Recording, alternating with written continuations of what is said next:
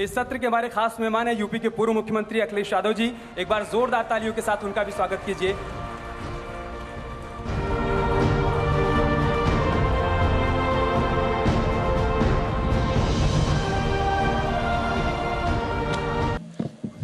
Thank you so much Aparna, thank you so much Amit.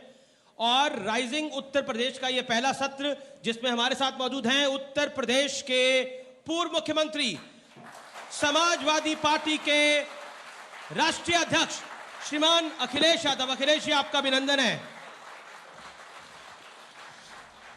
तो तालियों की गड़गड़ाहट बता रही है अखिलेश भाई कि लोग आपको कितना सुनना चाहते हैं।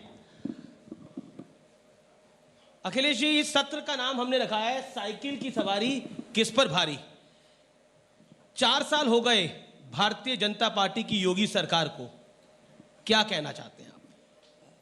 सबसे पहले मैं आपको बधाई देता हूं और धन्यवाद देता हूं कि आपने मुझे मौका दिया अपनी बात रखने के लिए। और जो आपने इस कार्यक्रम का नाम रखा है, आज के समय पर इससे बेहतर कोई नाम नहीं हो सकता था। और ये बात मैं इसलिए कह रहा हूं क्योंकि जिस तरीके से डीजल पेट्रोल की महंगाई बढ़ रही है,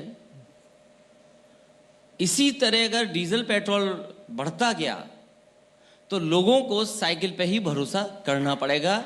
इसलिए आपके टॉपिक के लिए मैं आपको बहुत बहुत बधाई देता हूं। जी चलिए, मैं आपसे ये जानना चाह रहा हूं, ये जो कॉन्फिडेंस आपका आ रहा है, आप कह रहे हैं 22 में बाईसाइकिल, ये जो नया स्लोगन है, ये कॉन्फिडेंस अखिलेश यादव को आ कहां से रहा है? पिछले 4 साल में और 5 बजट में ये देखने को मिला है कि उत्तर प्रदेश की जनता सोच रही है कि आखिरकार जो संकल्प पत्र भारतीय जनता पार्टी का था, वो संकल्प पत्र पे काम क्यों नहीं हुआ। कोई भारतीय जनता पार्टी का ब्लूप्रिंट होता जी कि हम उत्तर प्रदेश को कैसे आगे बढ़ाएंगे, इनका कोई क्लियर विजन होता, तो उससे महसूस होता है कि हाँ, 4 साल में अगर ये काम पूरे कर लिए तो आने वाले समय में ऐसे काम होंगे। लेकिन पिछले 4 साल से ये देखने को मिला है कि सरकार ने समाजवादी पार्टी के जो काम हैं उनका शिलान्यास किया है, उद्घाटन का उद्घाटन किया है। अब तो ये स्तर आ गया सरकार का कि एमओयू का एमओयू भी कर रहे हैं। तो जिस सरकार ने 4 साल में कोई अपना नया काम न किया हो, कोई क्लियर विजन न दिया हो, इसलिए मैं कह सकता हूं उस समय जनता के लिए समाजवादी पार्टी ने बहुत काम किया।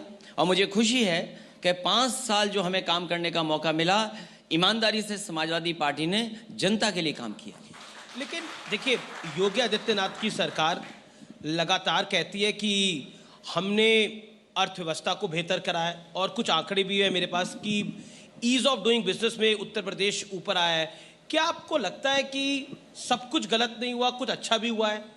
जैसे अगर मैं पूछूं जी, और मैं अगर जानना चाहूं जी कि आपका नाम क्या है और आपके नाम का मतलब क्या है, तो आपके नाम का जो मतलब होगा, अगर उस तरीके से आप उत्तर प्रदेश में काम करने लगेंगे तो हो सकता है सरकार आप पे झूठे मुकदमे लगा दे और जेल भेज दे। अच्छा, मेरे नाम का मतलब तो मीठा बोलने वाला है। और अगर आप मीठा बोले जी और सरकार को पसंद नहीं आया जी, तो सोचिए सरकार क्या करेगी यहाँ पर। और फिर जी कि आप जिस नाम से उत्तर प्रदेश में आए हो, जी, ये जरूरी नहीं है कि आप उत्तर प्रदेश और लखनऊ से जाएं तो वो नाम वही का वही बना रहे आपका। अच्छा, तो आप नाम वाली पॉलिटिक्स पर भी आ रहे हैं? इसलिए क्योंकि ये सरकार पिछले कई दिनों से और कई वर्षों से केवल नाम बदल रही है। आपका ये आरोप है कि ये सिर्फ नाम बदलते हैं, फीता काटते हैं और कुछ नहीं करते। ठीक बात है, पर देखिए, कुछ आंकड़े हैं। आप ईज ऑफ डूइंग बिजनेस में उत्तर प्रदेश ऊपर आया है, आपको भी खुशी होगी, आप भी उत्तर प्रदेश से आते हैं। देखिए, अगर हम ये देखें कि 36 घंटे विधानसभा के सभी कर्मचारियों को जगाया, विधायक जागे, और जो गोल्स तय किए थे, सस्टेनेबल गोल्स यूएन ने जो तय किए थे, उन गोल्स पर बात हुई जी। अगर हम उन चीज़ों को देखें कि आज हेल्थ पैरामीटर्स में हम कहाँ हैं, एजुकेशन के पैरामीटर में कहाँ हैं, ईज ऑफ डूइंग बिजनेस कौन सी संस्था है जो ये कर रही है, मैं संस्था पे सवाल नहीं उठाता हूँ जी, लेकिन उत्तर प्रदेश पढ़ाई के क्षेत्र में, उत्तर प्रदेश आपके क्वालिटी ऑफ एजुकेशन जो प्राइमरी का है, वो सरकार का ही डेटा ये कहता है कि उत्तर प्रदेश सबसे नीचे है। इसी तरह हेल्थ सेक्टर में सरकार अपने आंकड़े बता सकती है, लेकिन जो आंकड़े बता रहा है आपके सरकारी आंकड़े उसमें नीचे है। तो ईज ऑफ डूइंग बिजनेस में पता नहीं कहां से नंबर इनका एक आ गया है। और यकीन से मैं कह सकता हूं कि 4 लाख से ज्यादा का एमओयू साइन हुए। अगर ईज ऑफ डूइंग बिजनेस अच्छा है तो जमीन पर वो प्रोजेक्ट क्यों नहीं उतरे?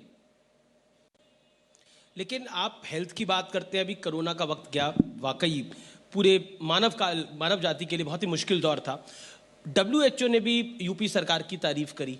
क्या आपको लगता है कि कोविड मैनेजमेंट अच्छा रहा? क्योंकि लगातार आप सवाल खड़े करते रहे हैं। फिर WHO पे मैं सवाल नहीं उठाऊंगा जी। इसी उत्तर प्रदेश में मेरठ जिले में सैंपल जा रहे थे, बंदर सैंपल ले गया। किसको नहीं पता? क्या ये बात WHO को पता है?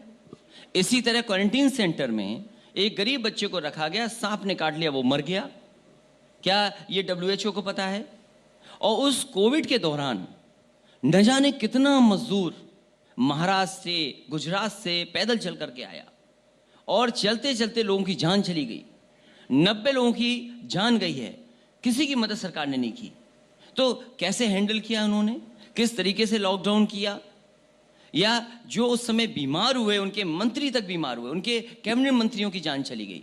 तो अगर जान चली गई है उनकी और इस वैश्विक महामारी ने जो जान ली है, उसके बाद भी सरकार कह रही है कि काम अच्छा किया है। और फिर जब दुनिया में सबकी नौकरियां गईं, वेतन कट गया, कोई बता दे जिसका वेतन ना कटा हुआ हो।